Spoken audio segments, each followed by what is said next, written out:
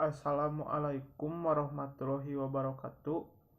Perkenalkan, nama saya Herdiana Firmansyah, NPM 2021910910 dari Pendidikan Jasmani.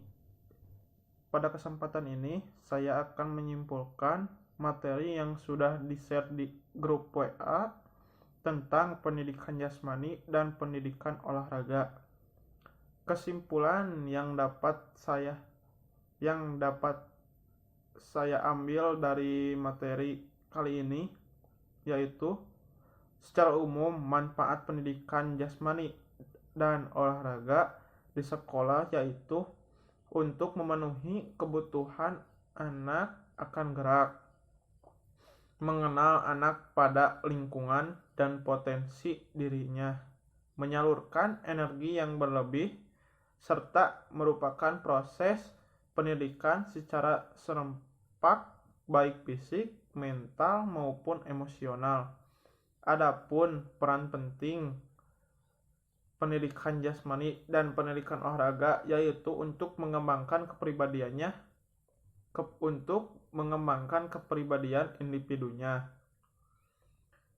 Ada 3 hal penting yang menjadi sumbangan unik dari pendidikan jasmani dan olahraga, yaitu yang pertama meningkatkan kebugaran jasmani dan kesehatan siswa, yang kedua meningkatkan keterampilan fisik, yang ketiga meningkatkan pemahaman prinsip tentang gerak serta dalam pelaksanaannya. Adapun 3 hal yang bisa menjadi sumbangan unik dari pendidikan jasmani dan olahraga yaitu yang pertama meningkatkan kebugaran jasmani dan kesehatan siswa, yang kedua meningkatkan terkuasainya keterampilan fisik yang kaya serta meningkatkan pengertian siswa dalam prinsip gerak serta bagaimana menerapkannya dalam praktek. Landasan ilmiah pelaksanaan pendidikan jasmani dan olahraga. Secara ilmiah, pelaksanaan pendidikan jasmani dan olahraga mendapat dukungan dari berbagai disiplin ilmu, di mana pandangan-pandangan disiplin tersebut dapat dijadikan sebagai landasan bagi berlangsungnya pendidikan jasmani dan olahraga di sekolah-sekolah. Husdarta pada tahun 2009 menguraikan 3 disiplin ilmu sebagai landasan ilmiah, yaitu yang pertama dari sudut biologis, yang kedua sudut pandang fisiologis, yang ketiga dari sudut pandang sosiologis, yang masing-masing dapat diuraikan sebagai berikut. Yang pertama, landasan biologis pendidikan jasmani. Pendidikan jasmani dan olahraga adalah disiplin yang berorientasi tubuh. Di samping berorientasi pada disiplin mental dan sosial. Terus yang kedua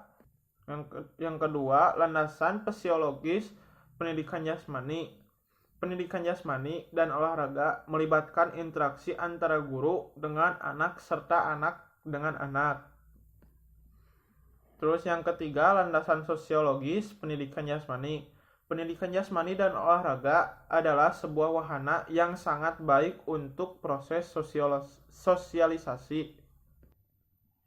Perkembangan sosial jelas penting, dan aktivitas pendidikan jasmani dan olahraga mempunyai potensi untuk menuntaskan tujuan-tujuan tersebut. Adapun perbedaan antara pendidikan jasmani, olahraga, dan kesehatan. Yang pertama, pendidikan jasmani. Pendidikan jasmani berarti program pendidikan lewat gerak atau permainan dan olahraga.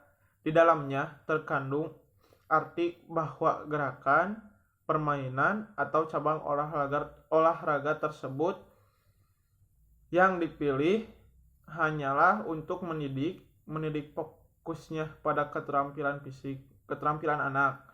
Yang kedua, olahraga. Olahraga adalah pendidikan yang membina anak agar menguasai cabang-cabang olahraga tersebut. Yang ketiga, pendidikan kesehatan. Sementara yang disebut pendidikan kesehatan adalah usaha yang diberikan berupa bimbingan atau tuntunan kepada seseorang atau anak didik tentang kesehatan yang meliputi seluruh aspek pribadi, baik fisik, mental maupun sosial, agar dapat berubah dan berkembang secara harmonis. Ada beberapa perbedaan dari pendidikan jasmani dan olahraga, yaitu dalam pendidikan jasmani, yang pertama adalah sosialisasi atau mendidik via olahraga, berbeda dengan pendidikan olahraga, yakni sosialisasi atau mendidik ke dalam olahraga. Yang kedua dari pendidikan jasmani adalah menekan perkembangan kepribadian menyeluruh, berbeda dengan pendidikan olahraga yang mengutamakan penguasaan keterampilan berolahraga.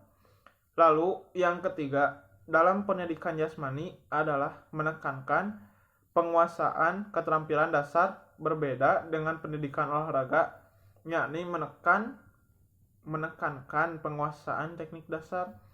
Sekian kesimpulan yang bisa saya simpulkan dari materi yang telah di-share di grup WA. Mohon maaf apabila ada kesalahan. Wassalamualaikum warahmatullahi wabarakatuh.